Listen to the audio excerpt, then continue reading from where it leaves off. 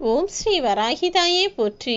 என் அன்பு குழந்தையே, உன் கஷ்டத்திற்கெல்லாம் கடைசி நாளாக இன்றைய நாள் இருக்குமென்ற நம்பிக்கையோடு உன் வராகியம்மா நான் சொல்வதை முழுவதுமாக கேள். ஏழை எப்படி பணத்தை சிக்கனமாக செலவு செய்வானோ அதுபோல உன் கோபத்திலும் கொஞ்சம் கஞ்சத்தனமாக இருப்பதில் எந்த தவறும் இல்லை என் செல்லமே. ஏனெனில் பயனில்லாத கோபத்தை முழுவதுமாக தூக்கி போடு என நான் எத்தனை முறை சொல்லியும் கூட உன்னால் அதை அறவே ஒழிக்க முடியவில்லை. உன்னையும் தாண்டி சில சமயங்களில் சில நேரங்களில் நீ அன்பானவர்களிடமே கோபப்பட்டு பேசிவிடுகிறாய். அதனால்தான் குறைக்க முடியாவது முயற்சி செய் என நான் சொல்கிறேன். உன்னால் முழுவதும் மறக்கவோ முடியவில்லை என்றாலும் கோபத்தை குறைத்து கொண்டாலே படிப்படியாக அது உன்னை விட்டு விலகி போகும்.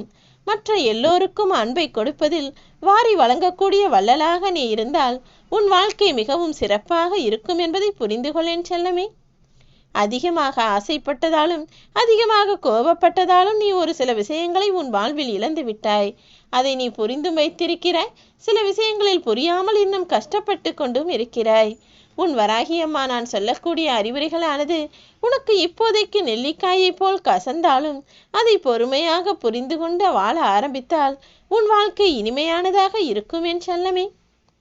நீ கடந்த காலத்தில் செய்த தவறுகளை திருத்திக் கொள்ள வாழ்க்கை ஒருபோதும் உனக்கு அனுமதியை கொடுக்காது. ஆனால் இனிமேல் அந்த தவறுகள் நடக்காமல் இருப்பதற்கு உனக்கான புரிதல்களை இப்போது ஏற்படுத்தி விட்டதுதானே. இனி எந்த கஷ்டமும் உன் வாழ்வில் வராமல் எல்லா சந்தோஷங்களையும் நீ அனுபவித்து மகிழ்ந்து வாழும்படி உன் வராகியம்மா நான் செய்ய போகிறேன். உன்னை பற்றி யார் என்ன மதிப்பீடு வைத்தாலும் எல்லாவற்றையும் விலக்கி வைத்துவிட்டு நீ நினைத்தது போல உன் வாழ்க்கையை சந்தோஷமாய் வாழ ஆரம்பி. உன்னை மதிப்பீடு செய்பவர்களின் பார்வை உன் வசமிருந்து தானாகவே விலகி போகும் என் செல்லமே.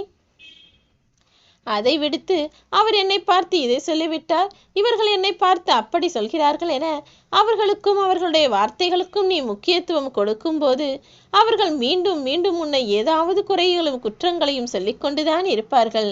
யார் என்ன சொன்னாலும் எனக்கு கவலை இல்லை, நான் உண்மையாக நேர்மையாக வாழ்ந்து கொண்டிருக்கிறேன் என நீ மனசாட்சிக்கு பயந்து உன் வாழ்க்கையை வாழ்ந்தாலே போதும்.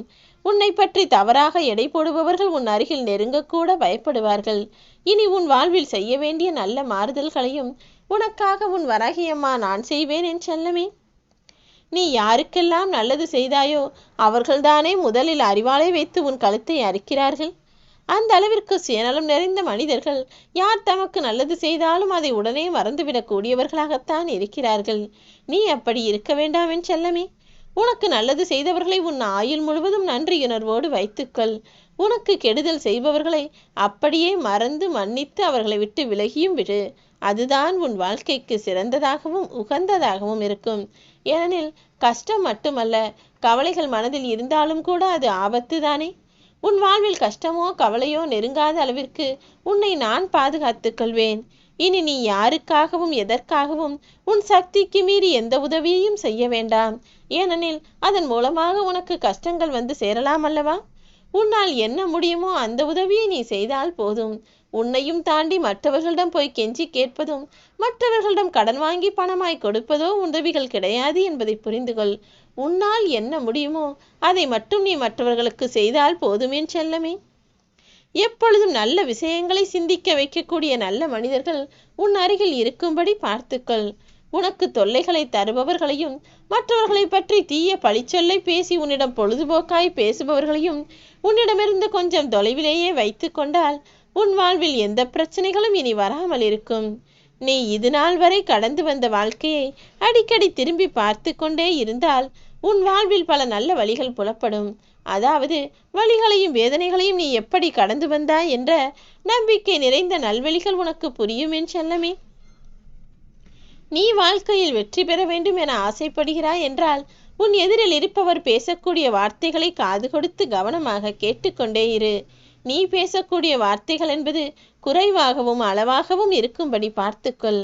உன்னுடைய செயல்களும் முயற்சியும் எல்லாமே மிக பெரிய அளவில் நிறைய நேரத்தோடு கவனத்தோடு நீ செயல்படுத்தும் போது நிச்சயம் அது உனக்கான வெற்றியாகத்தான் முடியும் என் செல்லமே. நீ நன்றாக இருக்கும்போது 4 பேர் உன்னுடன் எப்போதும் இருப்பார்கள். சிரிக்கவும் சந்தோஷப்படவும் கேலியாய் பேசவும் மகிழ்ந்து வாழவும் அருகிலேயே இருக்கக்கூடிய கூட்டம் என்பது பெரிது கிடையாது. உன்னுடைய துன்ப காலத்திலும் கஷ்ட காலத்திலும் யாரெல்லாம் உன்னுடன் இருந்தார்களோ, யாரெல்லாம் உன்னுடன் நட்பு வைத்திருந்தார்களோ அவர்கள் மீது நீ நம்பிக்கை வைத்தால் நிச்சயம் நீ நன்றாக இருப்பாயேன் செல்லமே. நீ கோபமாக இருப்பது என்பது மற்றவர்களின் தவறுகளுக்காக நீயே உனக்கு தண்டனை கொடுத்துக் கொள்வது என்று நான் சொல்லியிருக்கிறேன் தானே. இனிமேலாவது புரிந்து நடந்து கொள். எந்த துன்பமும் உன்னை நெருங்காத அளவிற்கு, எந்த துஷ்டரும் உன் வாழ்க்கையை ஆக்கிரமிக்காத அளவிற்கு உனக்கு நான் பாதுகாப்பு கவசமாய் இருப்பேன். உன்னுடைய வேலை என்ன தெரியுமா? முதலில் உன்னை பற்றி நீ முழுவதுமாக தெரிந்து கொள்ள வேண்டும். அதற்கு பிறகு உன் முழு மனதையும் நீ ஆசைப்பட்ட விஷயத்தை செய்வதற்கான கவனத்தில் செயல்படுத்த வேண்டும். நீ முழுவதும் கவனத்தோடு நிதானத்தோடு யோசனை செய்து சிறப்பாக எந்த செயலை செய்தாலும் அதன் மூலமாக உனக்கு வெற்றி மட்டும்தான் கிடைக்கும் என நான் சொன்னதை ஒருபோதும் மறந்துவிடாதே என் செல்லமே. இனி உனக்கு நடக்கப் போவதும் கிடைக்கப் போவதும் நன்மைகளாக மட்டும்தான் இருக்க வேண்டும் என உன் வராகியம்மா நான் ஆசைப்படுகிறேன். நான் ஆசைப்படுவது சரிதானே? ஒரு அம்மாவாக என்னுடைய எதிர்பார்ப்பு இப்படித்தானே இருக்கும். என் அன்பு பிள்ளையான நீ சந்தோஷமாக வாழ வேண்டும், சிரித்து மகிழ வேண்டும் என நினைக்கிறேன். என்னுடைய எதிர்பார்ப்பை நிறைவேற்றி கொடு என் செல்லமே. நீயும் உன்னுடைய எதிர்பார்ப்பை என்னிடம் கேட்கலாம். எந்த மனிதர்களிடமும் நீ எதிர்பார்த்து கிடைக்காத விஷயங்கள் உன் வராகியம்மா என்னிடம் கிடைக்கும் என்பதை ஒருபோதும் மறவாதே. பகையை தீர்ப்பது நட்பு ஒன்றுதானே. அப்படிப்பட்ட நட்புறவை எல்லோரோடும் வைத்துக்கொள். அமைதிக்கான உறுதியும் அதுவாகத்தான் இருக்கும். நீ நட்போடும் அமைதியோடும் எல்லோரிடமும் பழகும் போது அது நிச்சயம் உனக்கு நன்மையில்தான் முடியும் என் செல்லமே. இந்த உலகத்தில் எப்போதும் நிலையான விஷயங்கள் உண்மையும் நேர்மையும் நியாயமும் தான்.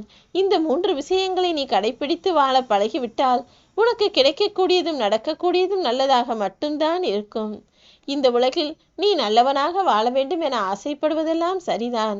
ஆனால் நல்லது எது கெட்டது எது என கூட தெரியாத அளவிற்கு நீ நல்லவனாக இருந்தால் எப்படி இந்த உலகில் உன்னால் வாழ முடியும்? நீ நல்லவனாக வாழ வேண்டும் என்றாலும் கூட கெட்ட விஷயங்கள் எது என்பதை புரிந்து கொண்டு அந்த பக்கம் நீ போகாமல் இருக்க வேண்டும் அல்லவா? நல்லது கெட்டது அனைத்தையும் கற்று தெளிவாக்கி கெட்டதிலிருந்து விலகி வந்துவிடு. எளிமை என்பது ஒரு வகை செல்வம்தான். பொறுமை என்பது ஒரு வகை ஆயுதம்தான். இந்த செல்வமும் ஆயுதமும் எப்போதும் உன்னிடம் இருக்கும்படி பார்த்து கொண்டால், அதாவது எளிமையும் பொறுமையும் எப்போதும் உன்னிடம் செல்லவே விட்டு பேரின்ப மகிழ்ச்சியை அடையவும் நிலையான நிம்மதியான சந்தோஷமான வாழ்க்கையை வாழவும் முயற்சி செய். உன் கஷ்டங்களுக்கெல்லாம் கடைசி நாளாக இன்றைய வைத்த நானே உன்னுடைய இன்பங்களுக்கெல்லாம் தொடக்க நாளாக நாளைய நாளை வைப்பேன்.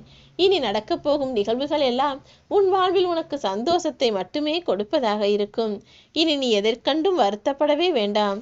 உண்மையிலேயே உனக்கு என்ன கிடைக்க வேண்டுமோ, என்ன நடக்க வேண்டுமோ, எந்த பெரிய விஷயத்திற்கு நீ தகுதியான ஆளோ அது அத்தனையும் உனக்கு கிடைக்கும்படி நான் செய்வேன். நீ வெறுப்பதையெல்லாம் உன்னை விட்டு விலக்கி வைத்து நீ ஆசையாய் நேசிப்பதையெல்லாம் உன்னிடமே கொண்டு வந்து சேர்க்கத்தான் போகிறேன். நீ வருந்தாதே என் செல்லமே. உன் விருப்பங்கள் எல்லாம் நிச்சயம் நடக்கும். உன்னை வாட்டி வதைத்த கஷ்டங்களும் துன்பங்களும் துயரங்களும் உன்னை விட்டு விரைவில் விலகும். ஓம் ஸ்ரீ வராகிதாயே போற்றி.